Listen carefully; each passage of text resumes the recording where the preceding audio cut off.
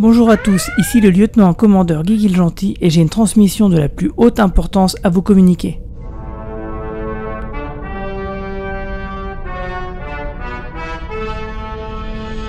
Star Trek revient enfin à la télévision après plus de 13 ans d'absence, avec la nouvelle série nommée Discovery, qui est disponible chez nous sur Netflix.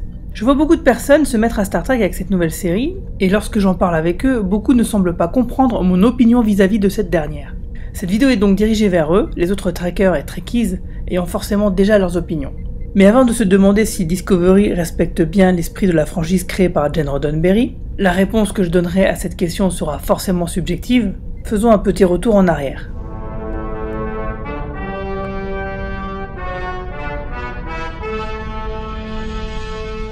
Véritable perle des années 1960, la série ne connaîtra le succès qu'avec ses multiples rediffusions dans les années 1970, jusqu'au point de devenir une franchise cinéma.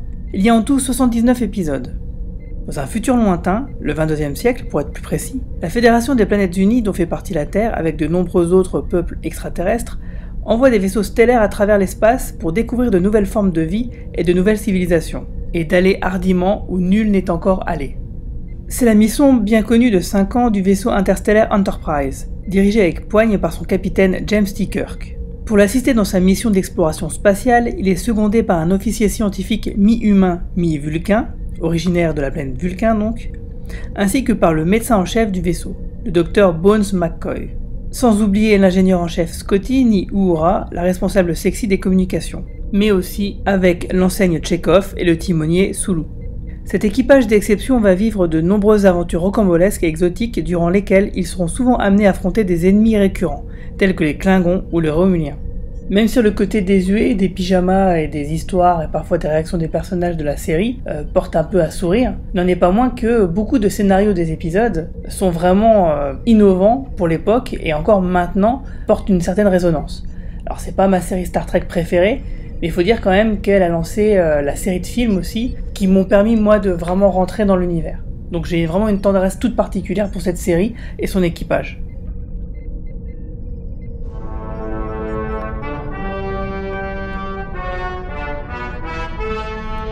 Suite au succès des films avec l'équipage original, 4 opus à l'époque du lancement de cette série, il y en aura 6 en tout, Gene Roddenberry se lance dans une nouvelle aventure qui est de relancer Star Trek à la télévision mais avec un tout nouvel équipage. L'histoire se situe environ un siècle plus tard par rapport à la série classique. Les ennemis d'antan sont les alliés du présent et l'Enterprise D se livre plus à des missions de politique et de diplomatie plutôt que d'exploration pure. La série est moins exotique que sa grande sœur mais restera très novatrice dans ses scénarios, le carton de l'époque aux USA, alors qu'en France, la série est restée très longtemps inconnue. Ce nouveau vaisseau Enterprise est commandé par un officier d'origine française, le capitaine Jean-Luc Picard, froid et autoritaire, mais qui s'adoucira au fur et à mesure des saisons. Il est secondé par son premier officier, le commandeur William T. Riker. L'équipage est composé cette fois de Dina Troy, mi-humaine et mi-bétazoïde, pour le poste de conseillère, le lieutenant Data, androïde unique en son genre, Geordi Laforge, l'ingénieur en chef, et le docteur Beverly Crusher, passant par le Klingon Worf qui occupe le poste de chef de la sécurité. Cet équipage ira très loin dans l'exploration, la diplomatie et devra faire face aux terribles Borg, une race alien mi-biologique, mi-machine, dont le but est d'assimiler les peuples de l'univers. Sans doute les antagonistes les plus dangereux de toute la franchise, et les plus passionnants. Cette série, qui est finalement une de mes préférées, montrera à l'époque que Star Trek, finalement, peut être un univers étendu, extensible, avec de nouveaux personnages et que finalement Kirk et Spock ne sont pas indispensables, que seul le concept et les histoires comptent en réalité.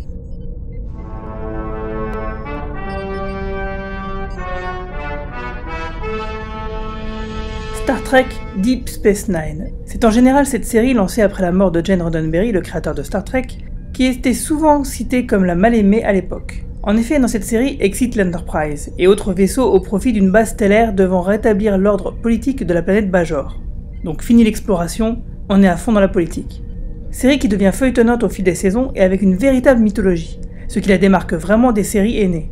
Avec une atmosphère beaucoup plus sombre, militaire, il sera question d'une grande guerre la moitié de la série, et réaliste quelque part, dans le sens où cette série constitue un socle solide de cohérence à tout l'univers trekkien.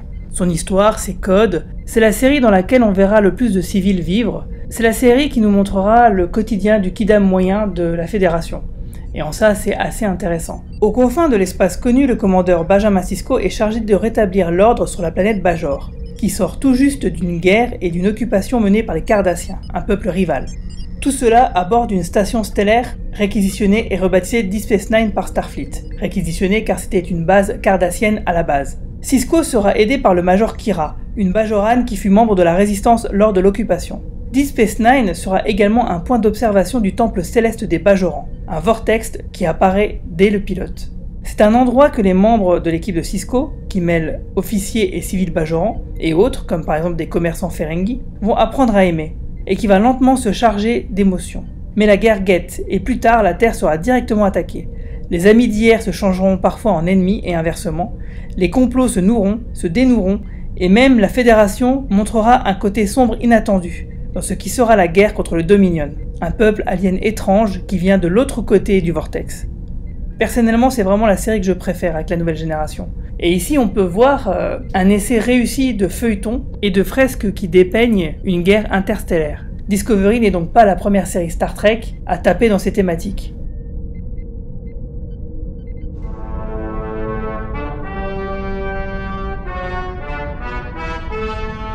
Voyager est la 4e série Star Trek à voir le jour, après la fin de la nouvelle génération.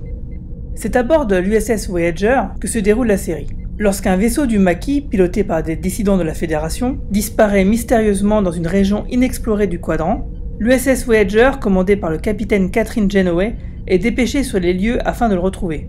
Une fois sur place, le vaisseau ainsi que tous ses occupants sont propulsés par une force puissante et inconnue à l'autre bout de la galaxie, le Quadrant Delta. Les membres survivants de l'équipage, décimés par ce transfert soudain, doivent s'allier aux sympathisants du Maquis qu'ils poursuivaient jusqu'alors. Tout cela afin de regagner leur point de départ. Car pour revenir dans l'espace de la Fédération, le Voyager devra voyager à sa vitesse maximum pendant environ 70 ans. À bord de ce vaisseau de Starfleet, c'est une véritable odyssée qui se prépare avec pour mission de retourner sur Terre. Durant ce périple, le capitaine Janeway pourra compter sur son officier de la sécurité, le Vulcain Tuvok, sur le docteur holographique, le commandeur Chakotay, qui était un membre du Maquis, donc un dissident de la Fédération qui n'est pas en accord avec la ligne politique de l'organisation dans le cadre de la guerre contre le Dominion, ou encore sur le pilote rebelle Tom Paris, qui était bien avant Michael Burnham déjà un repris de justice. Il y aura également l'ingénieur mi-humaine mi-Klingon, B'Elanna Torres, en passant par le jeune enseigne Harry Kim, et même sur une ex-Borg Seven of Nine. Sur leur chemin, ils croiseront de nouvelles races extraterrestres, de nouvelles civilisations, et se retrouveront souvent face aux Borg, les pires ennemis de la Fédération. Cette série Star Trek est vraiment très plaisante à regarder, mais on sent que, à partir de ce moment-là, les histoires commencent à se recycler. En effet, c'est globalement la même équipe créative depuis environ 10 ans sur la franchise, donc il est normal que celle-ci ait du mal à se renouveler. Mais les scénaristes et le casting font le job, et ça en fait donc finalement quand même une très bonne série.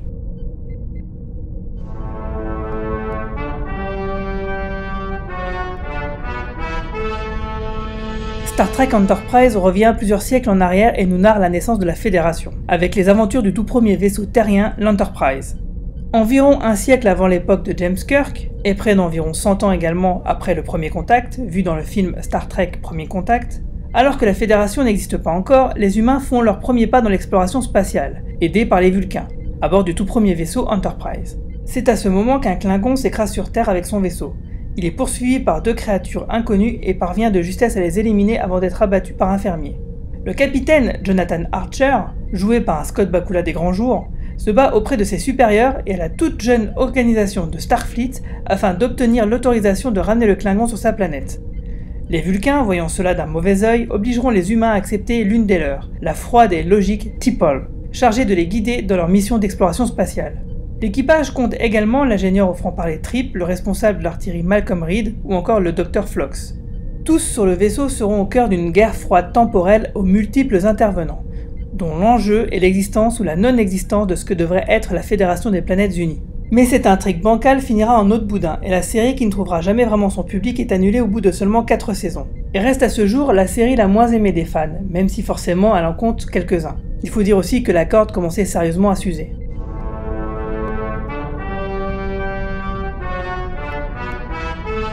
Pour synthétiser, je dirais qu'avec le recul, la série Star Trek Next Generation apparaît comme un must de la télévision, avec des thèmes qui n'avaient encore jamais été abordés à la télévision avant elle.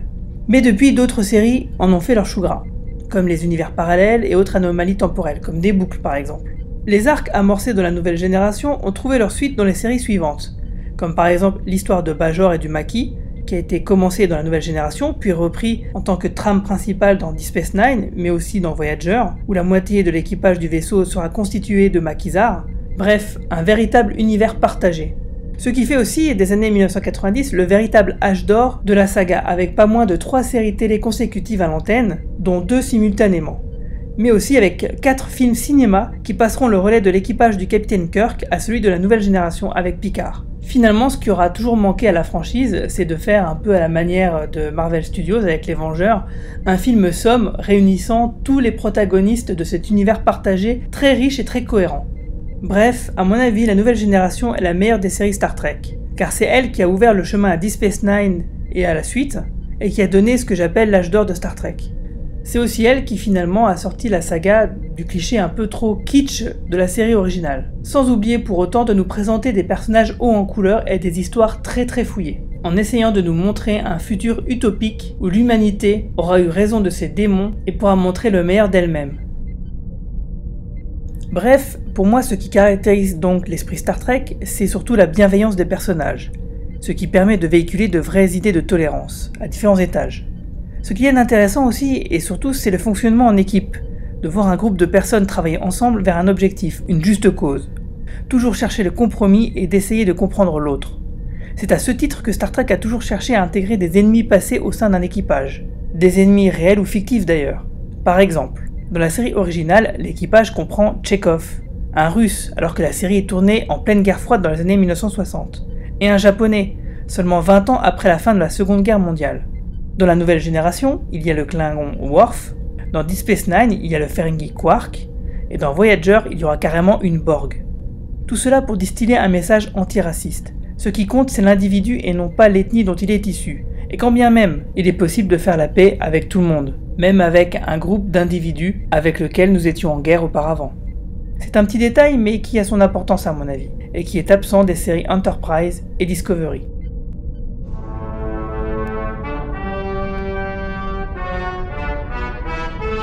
En 2009, il y a eu le film de J.J. Abrams qui relança la franchise endormie seulement depuis 4 ans. Depuis, il y a eu une trilogie de films, qui pour moi n'avait de Star Trek que le nom finalement. J'exagère un peu en disant ça, mais ça m'a fait l'effet de... comment dire ?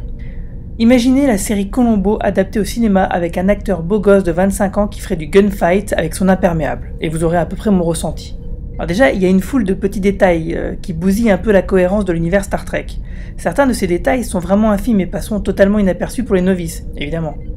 Mais cela n'est réellement pas gênant finalement, car le nom de telle ou telle planète de figuration, le fait que ce soit pas le bon nom, ça ne peut gêner que ceux qui connaissent vraiment la Bible de la saga sur le bout des ongles. Le problème n'est pas que Star Trek soit modernisé ou ne soit pas à cheval sur les détails du canon, les problèmes me semblent plus profonds que cela. Et ces détails, cette façon de voir les choses, cette façon de voir la saga, je les retrouve également dans la série Discovery. Avant d'entrer en détail sur ces points-là, soyons honnêtes et reconnaissons ce qui fonctionne dans ce reboot. Tout d'abord, le casting n'est pas complètement mauvais. Mais surtout, l'histoire de voyage dans le temps et de dimensions alternatives est plutôt bien foutue. Et c'est plutôt bien vu pour ce reboot, c'est vraiment parfaitement adapté. L'ancien univers existe bel et bien quelque part, sinon Spock version Leonard Nimoy ne pourrait plus exister.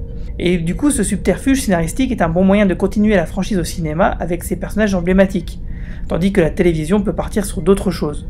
Surtout qu'en fait, les droits cinéma et de la télévision ont été dissociés. CBS qui produit la série Discovery n'a donc plus le droit d'évoquer les événements de ses films, et inversement, nous ne verrons donc pas Discovery au cinéma. Penchons-nous à présent sur ce qui ne marche pas dans le reboot, sur les défauts qui s'appliquent également à Discovery. J.J. Abrams devrait faire des clips pour MTV plutôt que des films Star Trek. En effet, sa façon de filmer est super énervante, c'est vraiment déplaisant, la caméra tremble tout le temps, ce qui donne des effets, des scènes d'action illisibles, surtout avec des plans trop souvent serrés. Et puis les lens flares partout tout le temps, c'est vraiment énervant.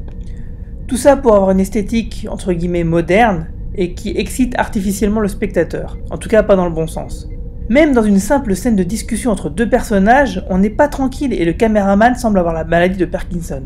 Idem pour le montage qui est trop saccadé, et nous n'avons clairement pas le temps de comprendre ce qui se passe sur la passerelle et donc d'appréhender ce que fait le vaisseau. Nous ne sommes jamais vraiment avec les personnages dans ces moments, alors que jusqu'ici dans la saga, c'était bien eux qui étaient le centre de ces moments, et notre compréhension et notre ressenti de la situation passée par les acteurs. Cette direction artistique est donc pour moi une grosse perte. Sinon, le méchant Nero joué par Eric Bana, le méchant romulien venu du futur, enfin du 24e siècle, il est vraiment naze.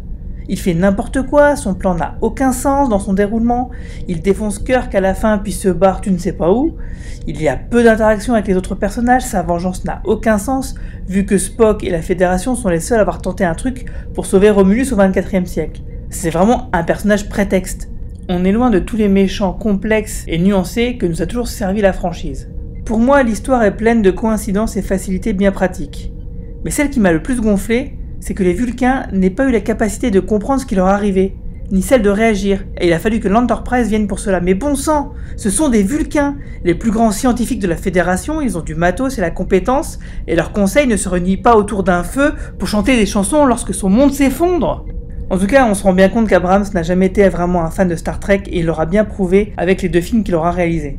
Je vais m'arrêter là, et je vais même pas parler d'Into the Darkness, ni de Star Trek Beyond, car au niveau du scénario, c'est encore pire. Surtout qu'on se demande à quoi ça sert d'avoir créé une timeline parallèle si c'est pour faire de mauvais remakes des opus précédents. Comme par exemple refaire l'histoire sur Khan. Ça n'a aucun sens. Mais bon, passons directement à ce qui nous intéresse aujourd'hui.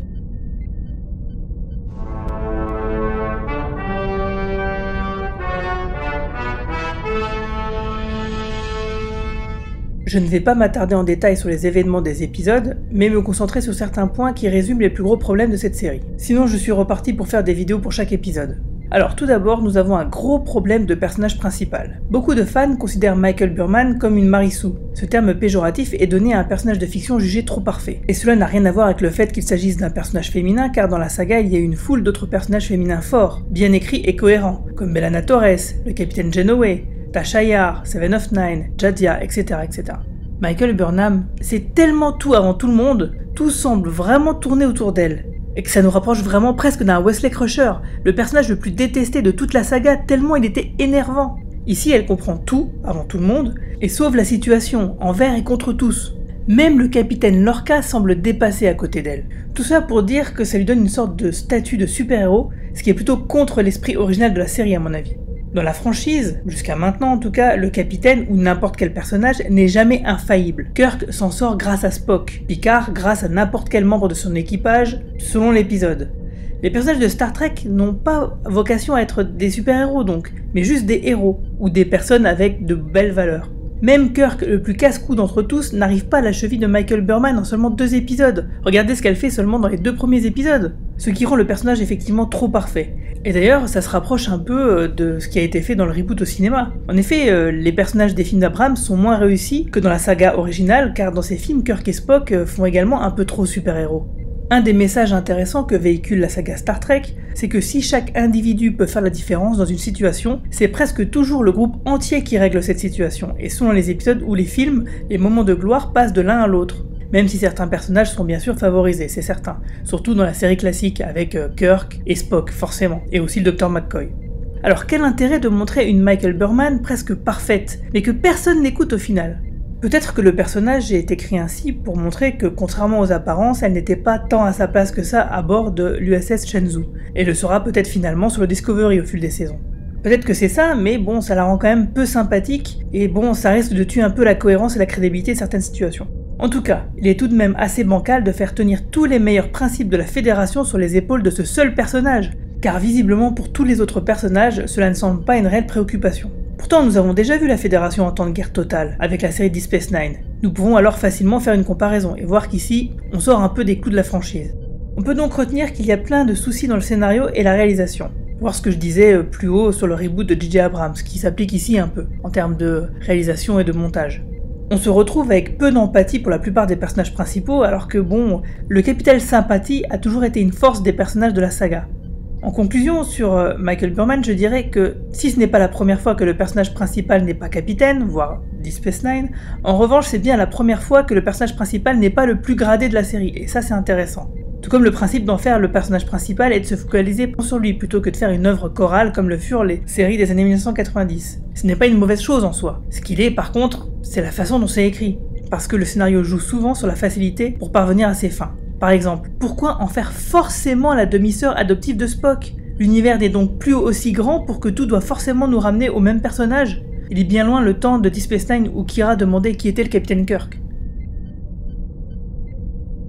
Depuis, nous avons appris que dans la saison 2, ce serait Gregory Peck qui tiendrait le rôle de Spock, qui visiblement aura un rôle important à jouer même s'il est en filigrane. Alors je trouve ça un peu dommage parce que quitte à tout prendre, j'aurais préféré que Spock soit utilisé à la fin de la série et avec un gros fantasme qui était celui d'avoir finalement avec des effets spéciaux un personnage qui aurait les traits de Leonard Nimoy. Bon, visiblement j'ai rêvé un peu trop fort, donc je ne suis pas contre ce nouvel acteur qui sera peut-être meilleur que Zachary Quinto, je ne suis vraiment pas contre la proposition tant que le scénario ne trahit pas les personnages et l'esprit de la série.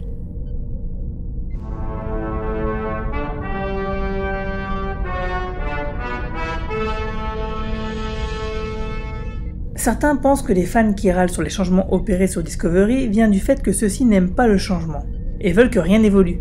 En réalité, la question du débat sur Star Trek Discovery est peut-être mal posée. Ce n'est pas la modernité qui pose problème, mais la façon dont cette modernité est gérée. Soit, il s'agit donc de choix de direction artistique. Car ce n'est pas le fait qu'il y ait une mise en scène rythmée avec plein de super effets spéciaux qui claquent qui poserait problème, mais vraiment la pertinence de leur utilisation.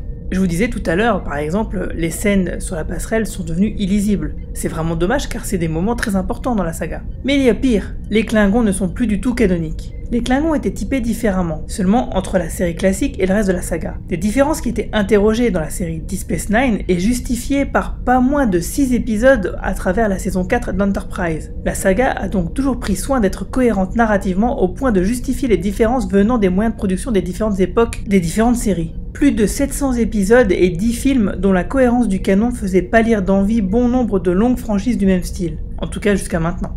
Il est clair que de les faire parler tout le temps en klingon, même si c'est parfois fatigant pour nos oreilles, est une bonne idée. Voilà une langue fictive qui existe totalement, avec une grammaire et un vocabulaire complet, et que n'aurait pas renié un Tolkien par exemple. Ce langage fictif est donc parfaitement amorti. Mais hormis cela, ces Klingons n'ont rien de Klingon en réalité. Par exemple, pendant 40 ans, ce fut des personnages qui mettaient l'honneur au plus haut niveau dans leur comportement, et pourtant ce n'est pas du tout ce que nous retrouvons dans Discovery, où il suffit qu'un haut gradé se ramène avec de la bouffe pour qu'un équipage ne lâche son capitaine sans que cela ne les dérange de perdre la face. De plus, jamais les Klingons n'étaient aussi portés que cela sur la pureté de leur race, ni sur le fait de rester entre eux, puisqu'ils ont toujours visé l'expansion et que cela ne dérangeait pas tant que ça d'asservir ou de côtoyer d'autres espèces, ou même de s'allier avec elles.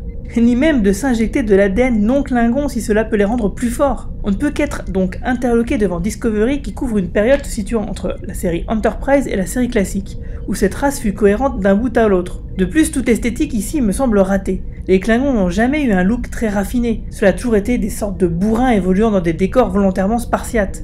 C'est très étrange de les voir avec tous ces ornements ici dorés, que ce soit dans les décors ou dans leurs costumes.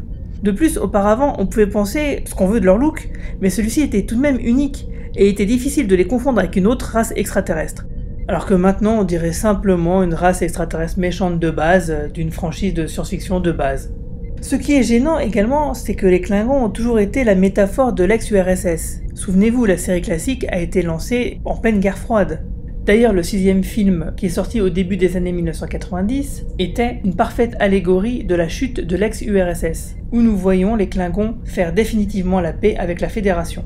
Toute l'écriture de cette race extraterrestre transpirait cela. Et pourtant, maintenant, on nous dit que la métaphore est celle de Daesh, comme semble l'indiquer le sous-texte des épisodes, mais aussi les interviews de certains scénaristes.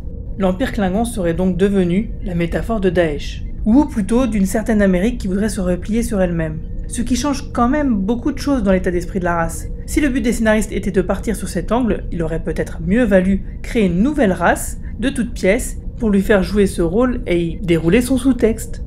Car au risque de me répéter, les Klingons de Discovery n'ont finalement de Klingons que le nom. Ce qui est dommage, c'est de flinguer donc la cohérence de la saga, la cohérence du canon. Vous savez, ce truc qui a permis à la saga justement de durer aussi longtemps. Je suis d'accord avec le fait que finalement chaque génération doit avoir sa série Star Trek, et que passer 30 ans et environ 600 épisodes et 10 films avec une seule et même direction artistique, qui est bien sûr cohérente, il faut savoir accepter le changement. Là-dessus, il n'y a pas de souci. Mais lorsque ça améliore les choses seulement. Le souci, c'est que ici, ça me semble tout de même moins bien.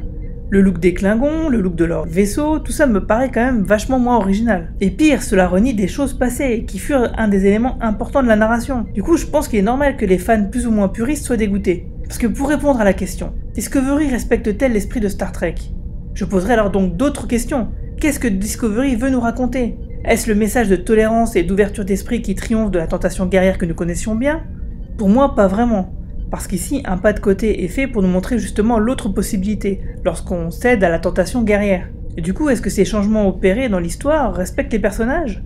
Pour moi, pour les Klingons, je dirais qu'il est clair que non. Est-ce que c'est gênant? Oui, parce que c'est moins bien qu'avant, tout simplement. Pour moi, Discovery ne respecte pas totalement ce que fut Star Trek dans le cœur de son récit, mais bon, peut-être qu'il y a des choses qui peuvent être rattrapées par la suite. Depuis, nous avons vu dans la bande-annonce de la saison 2 que finalement les Klingons allaient retrouver leur pilosité, ce qui est vraiment pas mal parce que c'est quand même un atout majeur concernant leur look global. On nous explique que dans la saison 1, parce que comme ils étaient en temps de guerre, ils se rasaient le crâne. Alors c'est bizarre parce que ce geste tribal n'a jamais été dit nulle part dans la série auparavant, mais peu importe, ce n'est pas ça le problème. Le problème est toujours que ça ne respecte pas le canon. Les Klingons auront une apparence un peu plus klingonne dans la saison 2, mais je continue de déplorer que cette série ne se soit pas passée finalement dans le futur ou alors avec une autre race extraterrestre.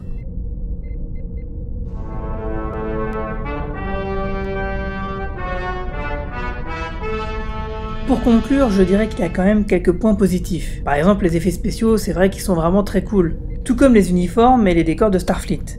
Il y a des effets de mise en scène qui sont très pertinents, comme par exemple voir un uniforme se synthétiser en très gros plan au début de l'épisode 4. Il y a aussi un effort qui est fait sur le matériel technologique, pour accorder avec la série originale, comme avec l'utilisation des espèces de disquettes de couleurs et les consoles. J'aime beaucoup le lieutenant Saru, même si l'écriture de son personnage n'est pas toujours très cohérente, tout comme le capitaine Lorca qui est un peu bizarrement écrit, mais que j'aime bien malgré tout. D'ailleurs, l'équipe des scénaristes a déclaré il y a peu que des ponts seraient faits à la fin de Discovery vers la série originale, afin d'expliquer tous les éléments qui seraient hors canoniques. Alors j'ai vraiment du mal à voir comment ils vont faire vu le nombre impressionnant d'incohérences qui vont devoir être corrigées. Du coup, même si je trouve cette saison 1 plutôt énervante et décevante pour l'instant, il me reste quand même un peu d'espoir. Oui, il faut se souvenir que depuis la nouvelle génération, les séries Star Trek ne deviennent vraiment cool et ne trouvent leur rythme qu'à partir de la saison 3, et que les saisons 1 sont jonchées quand même aussi d'erreurs et d'incohérences au niveau de l'écriture. Pour synthétiser, je dirais quand même que ma note serait de 5 sur 10, parce que je suis sympa, et avec un gros peut mieux faire, avec en annotation devrait moins passer de temps à épater la galerie et plus se concentrer sur sa copie. En effet, avec la série classique, les premiers films et la nouvelle génération, donc l'époque de 1960 à la fin 80, début de 90, nous étions dans l'époque de la création de la franchise. Dans les années 1990, nous étions dans l'héritage respectueux, mais qui évoluait tout de même. Depuis 2009, nous sommes dans la réinterprétation, qui me semble ratée. Discovery trahit donc pour moi le canon, au niveau du récit, et également un peu l'esprit de la saga avec ses personnages pas si altruistes que ça, le capitaine Lorca en tête justement. Mais surtout, la série intrinsèquement n'est pas au niveau sur les histoires. Les erreurs de scénario flagrantes et l'écriture relou des personnages en sont la meilleure preuve. Moi je suis pour le changement, mais seulement si c'est mieux, ou aussi bien que l'original au moins, mais pas moins bien. En tout cas, il y a encore tellement d'autres formes de séries et d'histoires où jamais aucun scénariste n'est encore jamais allé. J'espère donc que si d'autres séries Star Trek voient le jour avec la même équipe créative, qu'ils sauront écouter les fans et apprendre de leurs erreurs. Longue vie et prospérité!